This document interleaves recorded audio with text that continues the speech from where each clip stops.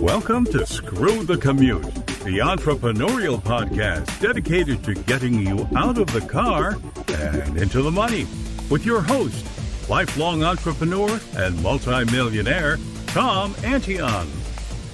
Hey everybody, it's Tom here with episode 306 of Screw the Commute podcast. We're not doing an interview today. I had a topic come up about maintenance agreements and extended warranties, and are they really worth it? Well, sometimes they are, and sometimes they aren't.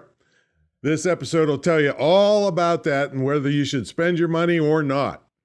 All right, I hope you didn't miss episode 305 with Dr. Winifred Bragg from the Bragg Factor. That's B-R-A-G-G. And she is a prolific pain specialist doctor that tries to get people out of getting surgery, if at all possible. But she also built her practice being a female in a male-dominated society using these networking techniques. And they're really easy to do, but she's really laid it out for you in this episode on what to do. And she built a practice up to 20,000 patients, starting with nothing. All right, so check her out, episode 305, if you missed it. And of course, every episode can be found by going to screwthecommute.com/ and then the episode number. So she was 305 and this is 306. All right, make sure you get a copy of our automation ebook. It's free for listening to this podcast. It's screwthecommute.com/automate free. It's very powerful, and I kind of run my business using all the techniques in this book, and it'll save you tons of time and money. All right, and grab our podcast app while you're at it at screwthecommute.com/app. That's APP, so you can put us on your cell phone and your tablet and take us with you on the road. Now, everybody's sitting here in this pandemic and freaking out. Well, it doesn't have to be that way. You can get skills to give you highly in-demand skills in a very short period of time. And I was just watching TV last night with Mike Rowe, the guy from Dirty Jobs. And he's a blue-collar guy and believes in actual skills. And he's coming back with a new called The Road Show. Mike Rowe, Road Show, get it? And just spent his whole time on TV last night talking about how people need to have actual skills. And they're doing six-figure jobs when all their buddies that went to just general education and don't have any skills are suffering. So this is what we teach, and I've been preaching this for 26 years in my school. Not my school has been around 12 years, but I've been living this lifestyle business for 26 years because I have a skill. It's not like Liam Neeson on that movie, I have skills and, I'm going to come after you. Well, I wish I could come after you. I wish I could come after you and force you into doing this, which I have some people. And afterwards they're saying, oh, thank God you did this for me, Tom, because now I have a skill. Now I can save money in my business and have a massive web presence. And I can work for others if I want. I can create products and I don't have to worry about a pandemic, all of these things. So I formalized this training in my school, imtcva.org, distance learning currently. So you can be anywhere, you can get an internet connection and go to this school and learn these skills. And within several months, you'll have a skill that you can start making money. Now, if you stick out the whole school, it'll take you 6 months to a year, but you don't have to wait that long to be making money. Lots of people don't have to. So anyway, check it out at imtcva.org. It's a great legacy gift for your children, grandchildren, nephews, nieces, if, rather than giving them some money that they're going to blow on weed or something, so get them a skill. All right, call me and check it out and I'll discuss it with you. All right, let's get to the main event. Let's talk about extended warranties and maintenance and service agreements. And are they worth it? Well, I'll say right up front, most of the time they're not. I actually tease and I have a laugh with many people at checkout lines when I'm buying groceries or fast foods. I say, I want to get the extended warranty on these steaks. or at Walmart, I might say, I want to get the extended warranty on this underwear. I really work them hard and I want coverage. Get it? Coverage? if I have to get them repaired, parts and labor can be really expensive. So if I have a cashier that's going along and they're lively and they get the joke, I might ask them, do I have to launder them before shipping them back for service, or who pays the shipping when I return them for service? Anyway, just about everything you buy today, you will be offered the extended warranty. Why? Because they're extremely profitable. Some companies report 80% profit on them. And why is that? Well, two reasons. One, people rarely take advantage of them. And so they pay for them, but they don't get anything back from it.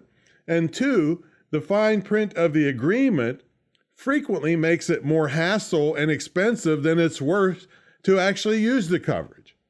And the sellers know this and laugh all the way to the bank. And I also asked the teller if I can have the extended warranty on my withdrawal when I go to the bank. That doesn't go too good. Now, don't get me wrong. Some of these are good and come from odd places. I'll give you an example of Harbor Freight Tools. This is a company that has, well, let's say less than professional grade power tools. All right. Lawn and garden equipment, motors, welders, gloves, and tons of other stuff, which is basically cheaper than you can get this stuff elsewhere. They know their stuff is crappy compared to professional grade stuff, and so do the buyers. Like me and millions of others, they're do-it-yourselfers, kind of like me, use a tool once and it sits in their garage for eternity. I have a couple routers like that, so I used them once like 2 years ago, and though I just don't have a normal need for it, but it was cheaper than buying the thing outright. I just made my own using a router. But here's an example. I bought an electric power washer from Harbor Freight, and the regular price was $99.95, but they always have sales, so I got it for $79.95. But then I bought the extended warranty for $20, and if it poops out any time within 2 years, I take it back and get a new one, no questions asked. Well, this might not seem like any big deal, but when you compare it to the three $400 gasoline power washers, which have all burnt up over the 18 years I've lived here, it's a darn big deal. I could have had 12 of the Harbor Freight power washers and never had to worry if they quit. See, they're known for no hassle returns under their warranty. So yes, absolutely, they are usually a good deal. Unfortunately, they're the exception, not the rule. See, pretty much every major and well-respected financial advisor or investigative news report says most of the time these agreements are not a good deal. Some are out-and-out rip-offs. An example of an out-and-out rip-off is an official-looking letter you get in the mail that says your warranty on your car is about to expire. So you call and then get pressured into spending from $500 to $3,000 for God knows what you just bought, and the offer is, of course, only good for that day. See, the Federal Trade Commission's cracked down on that and issued refunds to people, but new ripoff companies spring up overnight. So for car warranties, most reputable sources say you should buy it from the manufacturer, if you're going to buy one, instead of third parties. See, third parties have to deal with the manufacturer, so things take longer. They got to call them and ask questions, and the third party is more likely to give you substandard parts than the actual manufacturer. Plus, they may go out of business, and then you got no warranty. That's what Dave Ramsey said. That's not uncommon. That Dave Ramsey's that famous financial guy on TV. And he also said, just say no to extended warranties. See, he says the smart move is to set aside half of what you would pay for the warranty and use that money to handle any car repairs that might come up. Now, it's not only is it more efficient, but you won't be out of luck if the service company goes bankrupt, which I just said. Now, consumerreports.org is where I learned about the fake letters about your car warranty, so just throw those away. CBS News concluded that it's not only the scam that's bad, but that all extended auto warranties are a bad deal. And I'm going to have a link to that article and all the other stuff that I talk about today in the show notes. See, I've actually had good luck so far with an extended warranty I have on my Chevy Suburban. Although I'm very good at about maintaining my vehicles, and it's still not sure that the $2,950 I spent on this has been paid back in repairs. I mean, we'll see how the air conditioning does this summer, and I'll let you know. Now, what about appliances and electronic stuff? Well, I've had good luck with Apple Care, but I generally turn down all extended warranty info on relatively cheap stuff. And they're really getting ridiculous on this. I bought something for $4.95, and they wanted to know if I wanted to spend $2 for an extended warranty. All right. I mean, that's just as ridiculous as my request for a warranty on my underwear. Okay. And you see it online too, especially on Amazon. I mean, they hit you up for a warranty on just about everything. Now, unless something is really expensive, I would avoid warranties altogether, except for Harbor Freight, like I said, which is the exception, not the rule. You also have to consider what is actually covered. When you read the fine print, there can be so many exceptions that you could never collect on anything you thought was covered. Another scam is they send out their own inspectors to evaluate, let's say, your air conditioner. The service guy purposely breaks something that wasn't broken, and it's not under warranty, and charges you a fortune if you want it fixed. And if you don't think this happens, just look at the horror stories online. I mean, here's an example right from my retreat center. This was especially hurtful because the daughter of the air conditioning guy worked here, and I had done tons for her and her family. So one time, the guy got away with selling me a $440 thermostat where I only needed a $50 one. And I guess that emboldened him, thinking that I'm a ninny and don't know what I'm doing. Well, actually, it just made me watch more carefully. And I guess he didn't know my dad was an electrician for 50 years. So he pulled the main power switch on one of my air conditioning units. And for those of you that don't know, you put it back in upside down, this copper thing that makes the connection. And so it kind of looks like it's plugged in, but it's upside down and not generating any power. But if a person that didn't know would think it looks like it's plugged in. So he told me the compressor was shot and it would be about $6,000 to put in a new system. And I said, you just put in this thing 5 years ago. Yeah, Tom, but they're not making them like they used to, and just gave me this song and dance. Well, I sent him home. I said, let me think about it. I opened the electric box, flipped over the main switch, and the thing fired right up and has been running for the last 10 years. And that was the last time he was ever hired by me. So yes, there are people that will do and say anything for a buck, and believing everything you hear at face value can cost you a fortune. See, we have 6 air conditioning units here, so I tried another company this past week, and they advertised a $59.95 tune-up. So I called for the deal, and I told her the thing wasn't cooling. Well, she immediately raised the price to $69.95 for a, quote, diagnostic. So the guy came over, put on his gauges, and the thing was low on Freon. He never even suggested filling it up, which I would have rejected anyway, because he never even hinted at why it might be low on Freon. And at $125 per pound of Freon, I could have spent $600 on Freon that could leak out again next week. No thanks, I don't want that. So then he immediately tried to sell me a new unit and a maintenance contract, which would be $500 a year. So I declined, got rid of him, noting how he had no interest in diagnosing this well-maintained unit. And do you think I would want this guy, who did pretty much absolutely nothing, to be in charge of maintaining my equipment and paying him $500 a year to do it? No, he was just there to sell. So this prompted me to take my EPA, or Environmental Protection Agency, test, which I'm actually doing this afternoon when I get done recording this, so I can legally do my own maintenance and save literally thousands of dollars per year.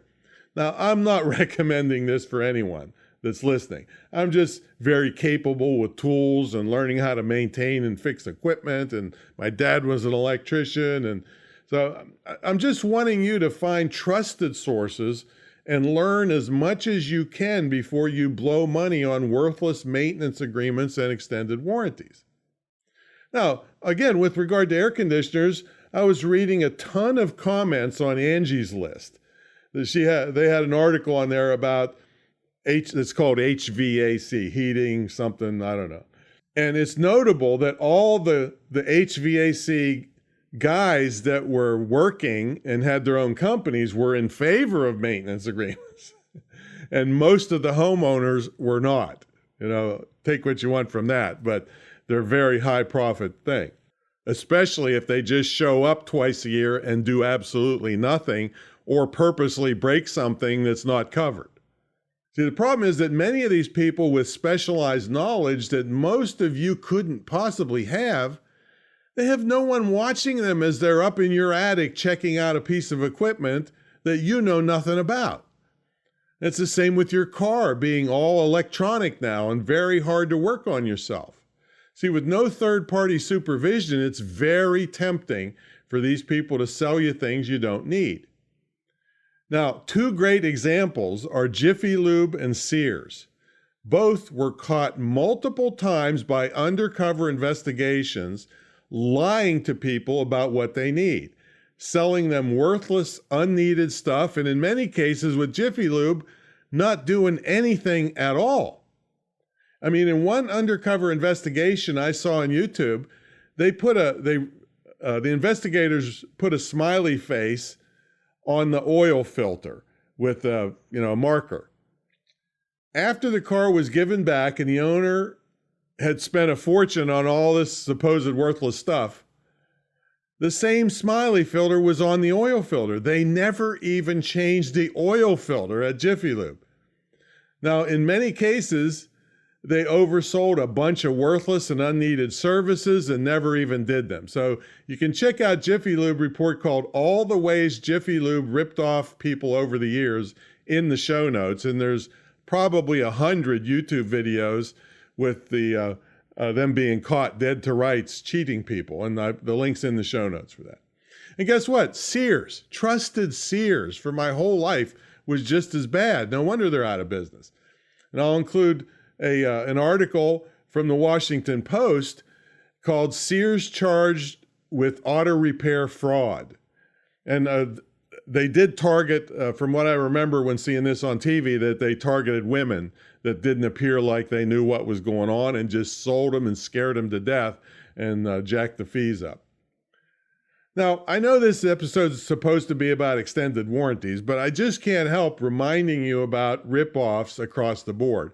I've got scambrigade.com, a TV show and developed in Hollywood, and I'm very in tune with this. And I don't mean to be skeptical, but it's just like, who was it? Ronald Reagan said, trust but verify. All right, so I kind of seen so many bad things, I mistrust and verify. All right, so I'm just trying to protect your money here. And by the way, these investigations happened multiple times with both Jiffy Lube and Sears, and they were caught with their pants down every time. All right, now, here's some other issues. You may be buying duplicate coverage. Most things have a manufacturer warranty as part of the original purchase. Sometimes you're buying duplicate coverage because a third-party policy may start as soon as you buy it, not after the manufacturer warranty expires. You got to watch for that. Also, you might want to check with your credit card company. Sometimes using your credit card on major purchases can double or even add to the manufacturer's warranty. Check it out. Now, according to a survey by Consumer Reports, most products today are very reliable. You may not need a warranty at all. They did this thing after 3 years of use. The likelihood that a major appliance, such as a refrigerator or a digital camera, will need a repair is only 8%. So you're kind of playing the odds that 92% of the time you're going to be fine without. And the item most likely to break down is a desktop PC at 37%. So you might want to get a Consumer Reports, I think it's about $25 a year, and they do all these studies, and they're mostly, they're honest studies because they are not funded by the advertisers. So I would, that's the first place I go on major purposes to see what they say about it, which is the most reliable, which totally failed the test, and but it might have a bunch of fancy advertising making it sound great, but it really sucks. So you got to check that stuff out. Now, Consumer Reports also went on to say that warranties could make great sense for like treadmills, elliptical trainers, plasma and giant screen TVs, and really expensive stuff, because one service call could cost more than the warranty would cost. So it's really worth a subscription to Consumer Reports. The bottom line is I want you to make informed decisions on extended warranties and maintenance agreements, and only purchase them when it makes sense, not out of a false sense of security just because you plunk down your money. You could be in for a rude awakening when you need them and the fine print says, sorry, too bad. So I got links to a bunch of these articles, and you can always Google, warranty scams, home warranty scams, auto warranty scams, and you'll just have tons of stuff to look for. So, but still, I want you to figure out if it makes sense and spend the money. If it doesn't make sense, don't spend the money. There's lots of other things in business you could be spending it on. Now, if you like this kind of information plus tons more, you might want to think about my mentor program. It's the longest running ever and most successful mentor program in the field of internet marketing. I'm not going to teach you how to be a plumber or an HVAC technician, although I'll have opinions on all that stuff because I'm kind of a do-it-yourselfer. But no, it's about internet marketing for small business. And it's been running for over 20 years, 1,700 students.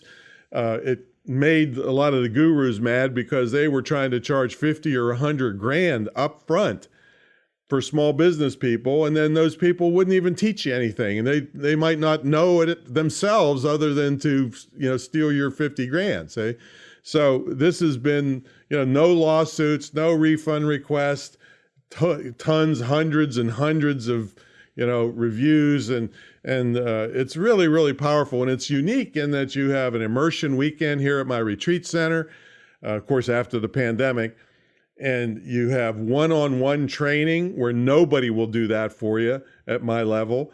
You have all the people I have working here will talk to you one-on-one and tutor you on how to do stuff that can save you.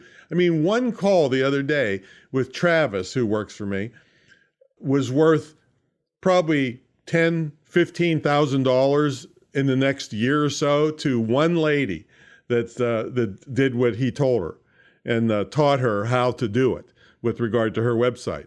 And that's just a sliver of all the stuff you get in here. You get video training, you get time in our TV studio, and all kinds of great stuff. Plus, you get a scholarship to our school. And it teaches the same stuff, but in a more orderly, you have to pass class 1 to go to class 2. And you can gift that to a loved one or, a close colleague or something, and let them get the advantage of it. One guy joined my mentor program and gave it to his daughter, who's now making $6,000 a month as a side hustle. See, so this is very powerful stuff. Just like Mike Rowe said, it's dirty jobs. Somebody's got to do it. So it's the internet stuff is not as dirty as being a plumber or a garbage man or something, but it's definitely a garbage man. I guess that's a skill, but stuff like cleaning out sewers is a skill that's very dirty. Well, you don't even have to have that kind of dirt in your mind when you're doing internet stuff. It's a very clean, dirty job, put it that way. So check it all out at greatinternetmarketingtraining.com, greatinternetmarketingtraining.com. Get in touch with me. I'm happy to talk to you about it. I'm more accessible than anybody on earth at my level. And I'm happy to, no machine gun nests or high pressure sales. I just want to see your success. And it just irks me when I can see what people could be doing and they're languishing because of the pandemic, or they just don't know what to do, or they got laid off, or they're tired of their job. It doesn't have to be that way. So get in touch with me, and I will catch everybody on the next episode. See you later.